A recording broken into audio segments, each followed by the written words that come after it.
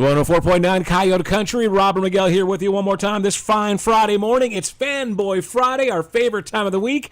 And this might be the biggest Fanboy Friday episode of all time, at least for 2017. Please welcome with me once again on the phone, professional Q&A moderator and speaker, film critic at BigFanboy.com, show director at Dallas Comic Show, the one and only Mr. Mark Walters. Hello, sir. What's up, Robert? How are you? I'm so excited, man. My inner Jedi is going crazy. So I haven't seen it, but you have. You have seen The Last Jedi, right? I have seen The Last Jedi, yes. Yeah! I'm so stoked, man. You see, this is why it's great having friends like you, sir. Well, I got to tell you, it's been really hard keeping my mouth shut all week because I saw this on Monday. We had a special press screening for it, and I actually found that anytime somebody was talking about, oh yeah, I'm going to see Star Wars on Thursday, I'm going to see Star Wars on Friday, or whatever they would say to me, I'd be like, yeah, I saw it on Monday, and they would like give me this look of disdain. Right? Yeah. Like, how dare you?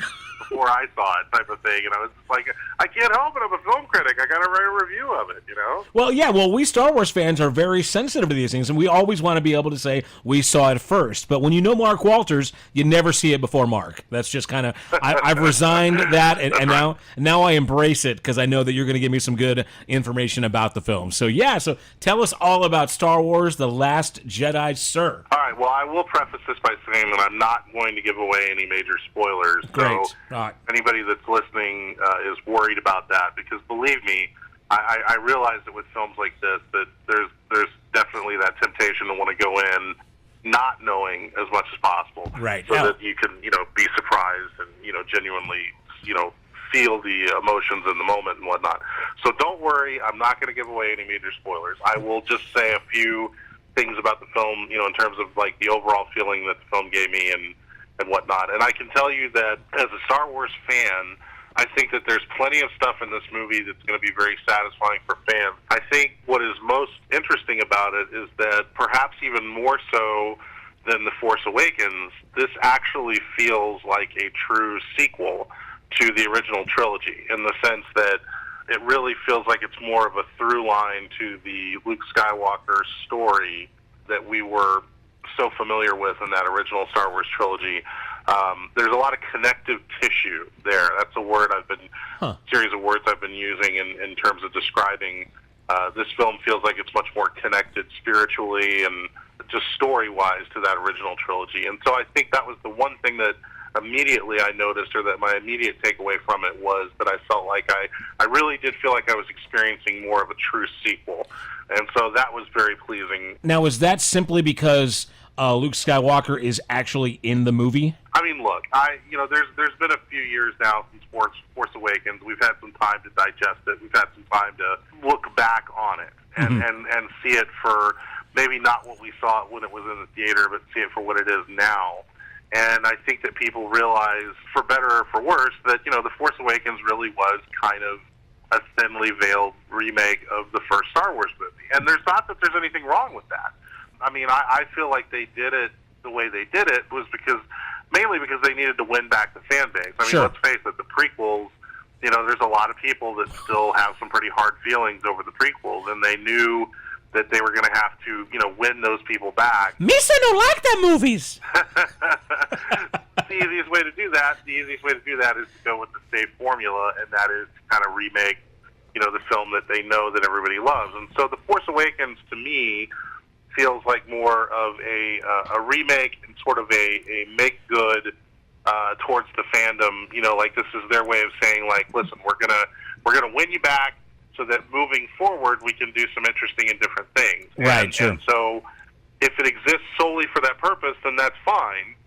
But I feel like that's what that first movie is that was a chance to kind of get people back into the theaters and get them happy again and whatnot, so that now moving forward they can do the stuff that they really want to do. And so in that regard, I feel like The Force Awakens is less of a appropriate or less of a true sequel than what The Last Jedi is. The Last Jedi actually ties in a lot to the original trilogy, and not just any one film. I mean, like there's there's elements of Last Jedi that tie into, I would say, all three of the original trilogy movies. Like there's little bits and pieces that, you know, are callbacks to what we saw in that original trilogy, but not just like some people said, you know, this one's going to feel like Empire or something like that. And yeah, there is certainly some of that, but like while there is connective tissue in this movie to Empire, there's just as much connective tissue to, say, Return of the Jedi or A New Hope. That's why I think it feels like more of a true sequel in that regard.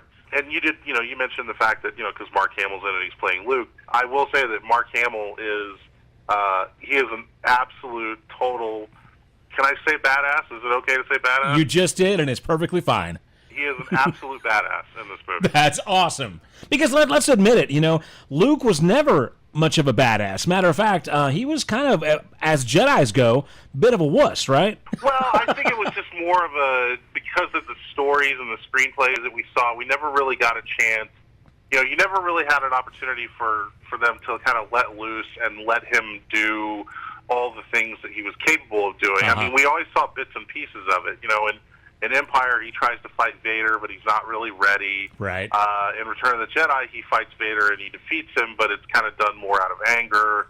And then there's, of course, bits and pieces throughout Jedi, like when he's on the speeder bikes and he's fighting off the stormtroopers and stuff. So you get to see Luke be a badass a little bit, but he never really gets to be like, you know, you keep waiting for that moment where it's like, okay, let's just see Luke being the cool Jedi that he knows how to be, and really kind of show you that he's in control, he's capable, he can handle himself, he can do what he needs to do, and just sell the fact that he is, you know, I mean, they keep talking about in that original trilogy how he's kind of like the chosen one. He's like the guy that is, you know, going to bring balance to the Force and all that sort of stuff.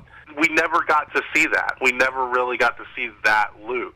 And I think in this movie that you get more of a taste of that, and not in the way that, not necessarily like, it's not like I'm talking about he's going through a village and wiping out people. That's not what I mean. I mean, he's just being a really badass interpretation of the Luke Skywalker character that we've always kind of wanted to see. And it's built up in a very organic way. Like, we don't, you know, I mean, there's a big bulk of the movie where Luke is kind of running away from his, you know, purpose and whatnot. And, you know, you got to see him sort of get past that and embrace more of what he needs to. And, you know, also, you know, carrying on the storylines of the newer characters, you know, Rey, Finn, Poe, and Kylo Ren, you know, and having those characters kind of take things to the next level for themselves. You know, it's very important to do that.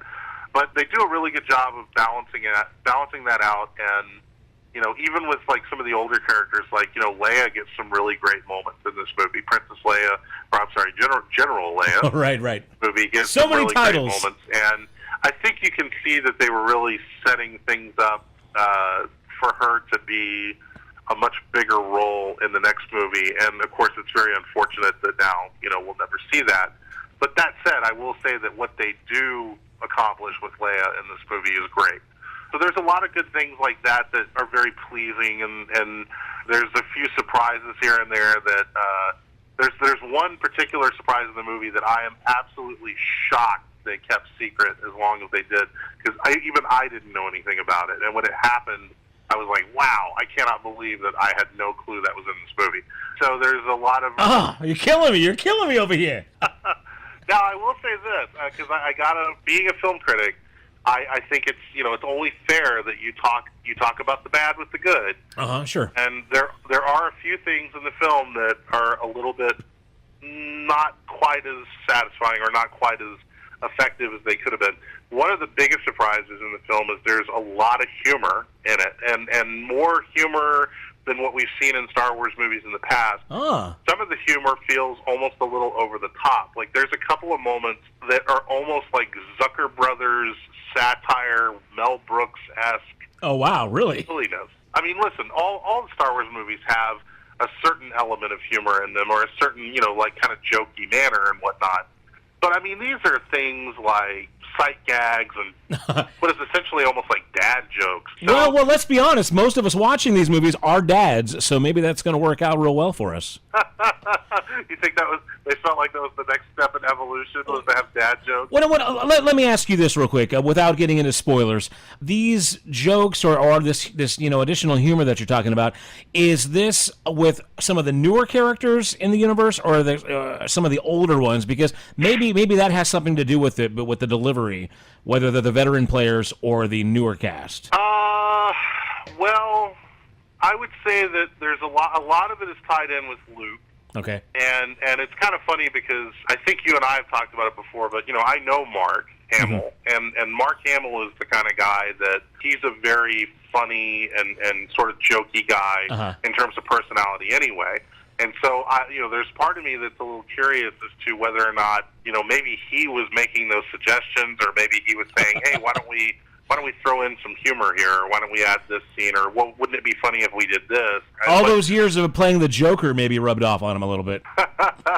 There were certainly some moments in there that I kind of felt like that almost feels like that was Mark hamming for the camera and they just left it in. But yeah, there's a few like little sight gags, and like I said, almost Zucker Brothers type. And for those of you that aren't familiar, the Zucker Brothers did like the Airplane and Naked Gun movies, and it's stuff like that kind of happens in the movie that I was just sort of surprised by. And it's not that it destroys the movie. I mean, it's not something that would make me stand up and be like, oh, forget this, and walk out. It just seems very out of place. Well, not as bad as Jar Jar, though, right? Well, but see, Jar Jar was more unintentional. It was funny because it was so bad. Yeah. Whereas this is just more of they were trying to be funny, and they do succeed in being funny, but I still don't know if it really belongs in the movie. So yeah, it's a little bit questionable on that regard. And then there's also some of the weaker elements, like the movie itself is 2 hours. I think it's 2.5 hours. Wow. Total running time. It's the longest Star Wars movie ever made. Woo! And boy, there's some moments where it really feels like it. There's some stuff that they probably, could have cut out. There's a whole section of the movie that involves, trying to retrieve somebody from a certain area. It's a planet we've never seen before. And it just it doesn't work very well within the confines of the story. I think they could have cut that whole section of the movie out.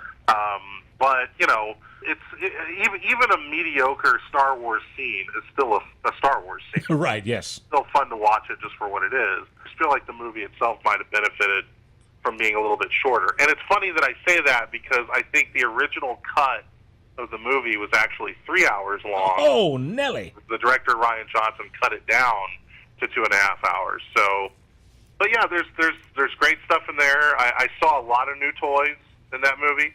All right. I saw a lot of new toys and a lot of new, action figures and ships and things running around. God, we're gonna have to get new toy stores very, very soon. We're gonna be buying new toys, new bed sheets, new curtains. I mean, all kind. C-3PO shaped soap. So I mean, all the merchandising. I cannot wait to see it all this Christmas. Wow. And I will say this also about because I know some people have asked about. There are some new characters that pop up in this movie. Benicio del Toro plays a kind of a bit part. It's a fun role, but I think it's a role that probably won't pay off fully until maybe the next movie, if even then. Laura Dern plays a character that's kind of a new character on the side of the Resistance, and she actually turns out to be a really cool character, very unexpected in terms of how she, things that she does and what her character arc is, and probably one of the coolest character arcs of any character in a Star Wars movie. So, but again, it's like I can't go any further with that without risking spoiling it. Oh, right. So yeah, you get to see some new faces and some of the older faces as well, and there's definitely some very emotional moments in it. Another thing, I wrote a review on BigFanboy.com, which I also kept very spoiler-free, but one of the things I mentioned in the review was when trying to quantify, which is the better movie, like The Force Awakens or The Last Jedi, one of the things I mentioned was when I think about The Force Awakens, I can think of maybe 2 or 3 scenes in that movie that I would consider to be like really powerful or really memorable scenes. Mm-hmm. Whereas in The Last Jedi, I can think of maybe 5 or 6 scenes really stand out as being like, that was one hell of a Star Wars moment. And so I think for that reason alone, I would say that Last Jedi is probably a more effective film.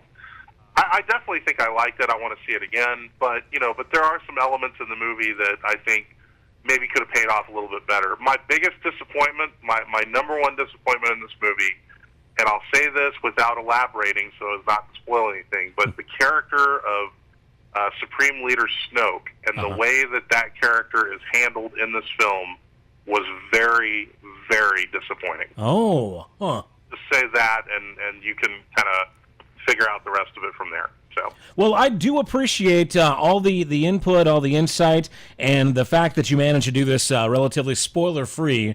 These aren't the spoilers you're looking for.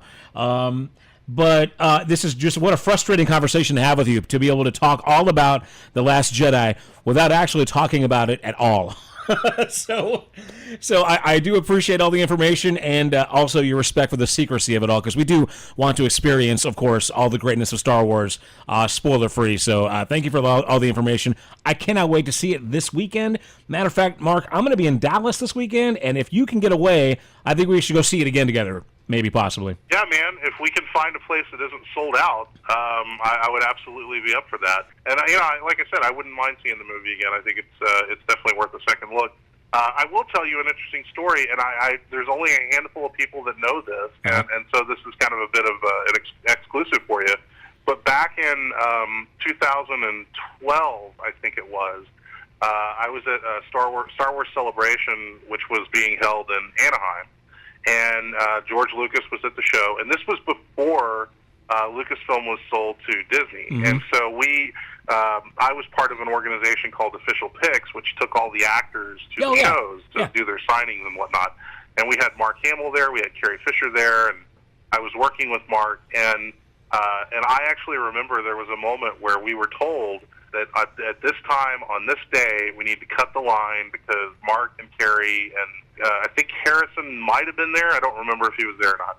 But they were going to go have lunch with George Lucas.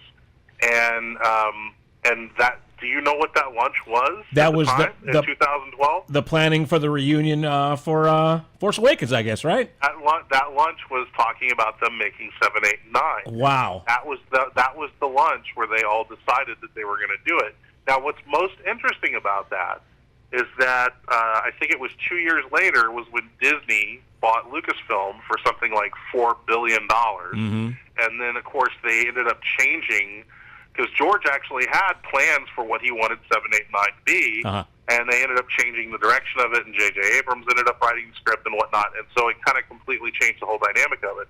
And the reason that I bring that up was because I just recently saw an interview where Mark Hamill was talking about how he wished that they had considered going with the direction of the stories that George had lined up for 7, 8, and 9. Oh, wow. It kind of makes me wonder, like, did those actors, I mean, it stands to reason that they did, but did those actors agree to do those movies based on what George had said the story was going to be, and then that story ended up changing because Disney bought out Lucasfilm? So that's an interesting little story that I don't think I'd ever told you before, but I was kind of a fly on the wall for that moment. I mean, I wasn't at the lunch. Right.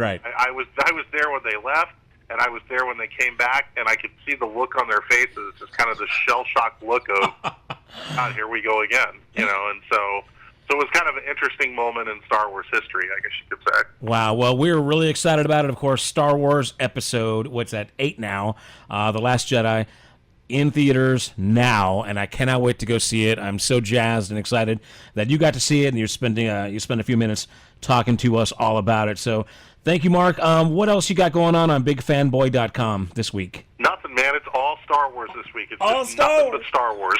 No, I'm just kidding. We posted a couple of new trailers up there for you guys to check out. For those of you that are in like the San Antonio, Austin area, we're giving away some passes for a screening of Jumanji next week. Oh, good, yeah. Now those go pretty quick, so I cannot promise you when you hear this if there's still passes available, but you may want to check the site, and we are giving away passes for a screening of that next week.